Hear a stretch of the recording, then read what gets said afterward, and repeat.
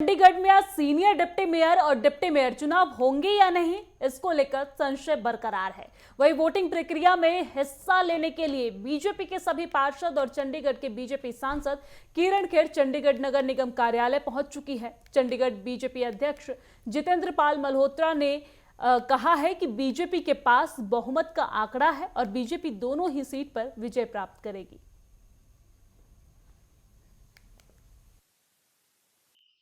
Senior deputy mayor और deputy mayor को लेकर आज चुनाव होना है, लेकिन संशय बरकरार है चुनाव होगा या नहीं। भारतीय जनता पार्टी के जो पार्षद हैं, आप देखिए यहां पहुंच चुके हैं। वोटिंग प्रक्रिया यहां पर थोड़ी ही देर में शुरू होगी। इन तस्वीरों में आप देख सकते हैं जितने भी पार्षद हैं वो यहां पर पहुंच चुके हैं। आंकड़ों के मुताबिक अगर बात करें तो 17 भारतीय जनता पार्टी के पार्षद हैं, क्योंकि 3 आम आदमी पार्टी के पार्षद ने हाल ही में भारतीय जनता पार्टी को ज्वाइन किया है और इसमें माना जा रहा है कि अकाली दल भी बीजेपी के खाते में अपना वोट दे सकती है। और इसके साथ साथ अगर हम बात करें बीजेपी से जो चंडीगढ़ की सांसद है किरण खेर, वो भी वोटिंग प्रक्रिया का हिस्सा रहेगी। लेकिन संशय इसलिए भी बरकरार है क्योंकि सीनियर डिप्टी मेयर और डिप्टी मेयर पद के जो उम्मीदवार हैं उन्होंने पंजाब हरियाणा हाई कोर्ट का रुख किया है। और आप देखिए थोड़ी ही देर में सुनवाई होनी है। किस तरीके से सुरक्षा के यहाँ पर पुख्ता इंतजाम किए गए हैं।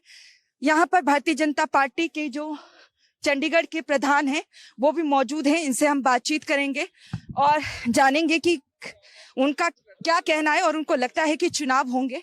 सर, जिस तरीके से सीनियर डिप्टी मेयर और डिप्टी मेयर के जो उम्मीदवार हैं वो रुख करते हैं हाई कोर्ट का, आपको लगता है कि आज चुनाव हो पाएंगे?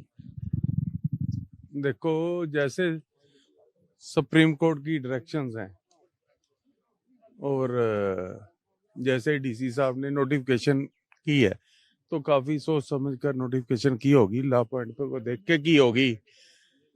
अब इसके बाद भी अगर ये कांग्रेस पार्टी वाले और आम आदमी पार्टी वाले इलेक्शन से भाग रहे हैं तो ये चंडीगढ़ की जनता को मेयर बनने के बाद भी छोड़ के चले जाना और चंडीगढ़ की सुध नहीं लेना, एक रिस्पॉन्सिबिलिटी लेकर भी, तो आप समझ सकते हैं ये क्या चाहते हैं।